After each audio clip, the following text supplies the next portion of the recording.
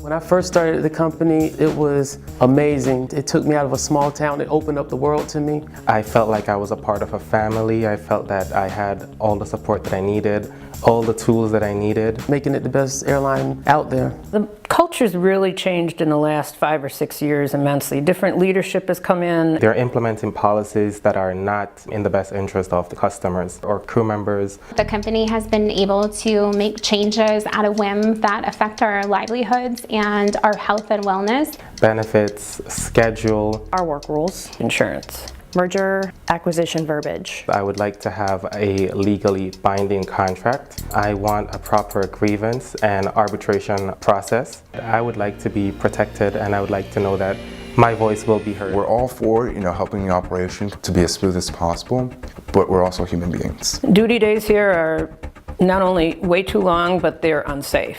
16 hours, 18 hours, anyone? How can the airline that places safety first as its #1 value be safety conscious if we have crew members who are being forced to work up to 18-hour duty days? Do you know how many mistakes you can make?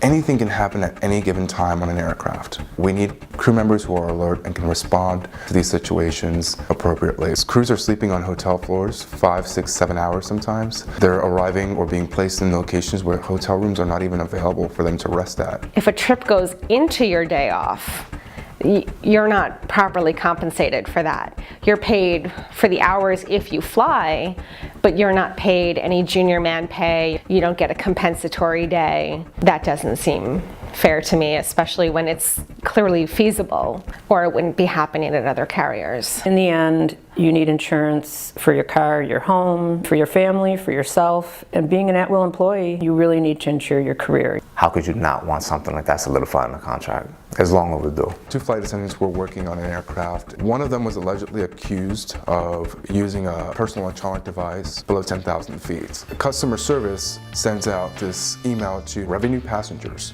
on that flight seeking information on the event in exchange for $25 travel vouchers. I saw it on social media first, probably just like a lot of other people. I heard some people discussing it on Facebook. Overnight, it just spread like fire throughout all our 5 bases. To surreptitiously email 42 passengers to get feedback on one specific crew member who didn't know they were being investigated for a use of a personal electronic device, which we are given as a work tool. It's disingenuous and it's a little bit insulting to our intelligence.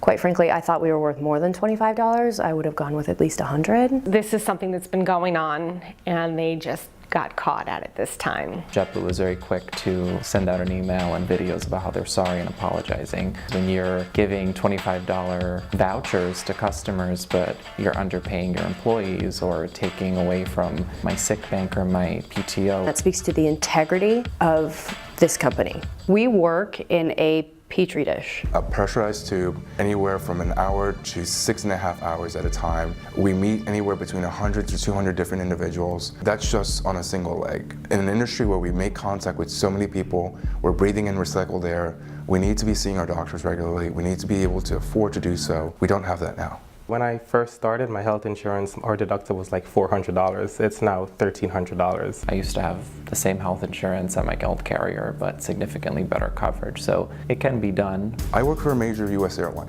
I should be able to go to my employer's health insurance and get the care that I need. Making millions, actually billions of dollars, and you can certainly share some of that with your employees with improved insurance. Unless it's on paper and in a contract and it's agreed upon, I don't want to hear it. It's time for a contract. When we announced we were filing, I burst into tears. It was such a strongly emotional moment. Transport Workers Union is there to guide us and help us and fight for us. And just an awesome backbone to just really truly fight and push forward for the whole labor movement. We've all contributed to the legacy of this place. We're the people who water the roots of this pyramid that has reached so high. It would just be so nice to be able to feel that sense of job security again, knowing that after almost 2 decades at my job, I might have another 2. Reuters reports the flight attendants are working with the Transport Workers Union to sign authorization cards, which would allow them to hold an election. I'm very disappointed.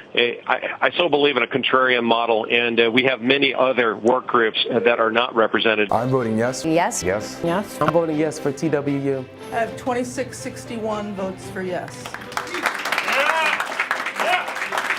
This was one of the most amazing days that I've had since being with JetBlue. I've been here almost 16 years and I've fought really hard and long for this. When this election is said and done, we all need to join forces and win this contract, because whether you voted yes or whether you voted no, there's a contract coming. There's nothing wrong with a collective work group coming together to improve things on a level field. 1, 2, 3!